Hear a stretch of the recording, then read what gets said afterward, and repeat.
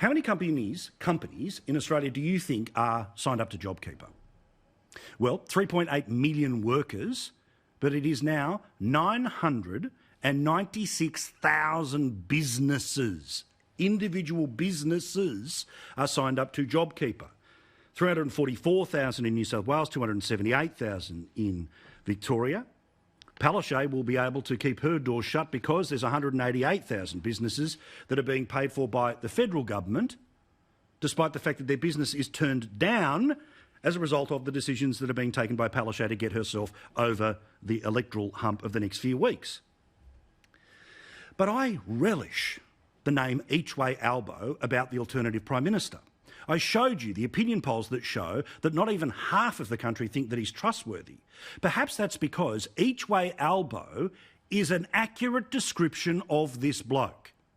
When it comes to JobKeeper, let me give you the Each-way-Albo JobKeeper edition. This was Anthony Albanese suggesting what should happen to JobKeeper on Channel 9 a few weeks ago. There'll need to be some form of tapering off. What does that look like? That assessment, what it'll look like is going down over a period of time. The government then made that decision. Labor voted for it in the Senate.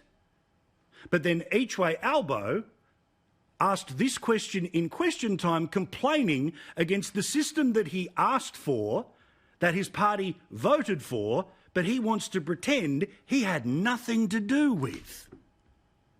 Why is the Prime Minister cutting JobKeeper, cutting JobSeeker and cutting wages at the very time that Australia has plunged into the worst recession in almost a century? Each-way-Albo. He's going to lead his party right up the same garden path. Quite Australians can see a fake right before their eyes, and no amount of press gallery Jedi mind tricks. You didn't see it. It doesn't matter what he said last time.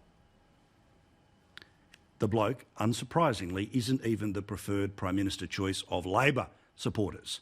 Doesn't even have half of those, and still a third believe Scott Morrison is their preferred Prime Minister. So we'll see how this goes, because it didn't go very well for Albo today or this week in Parliament when he's carrying on like that.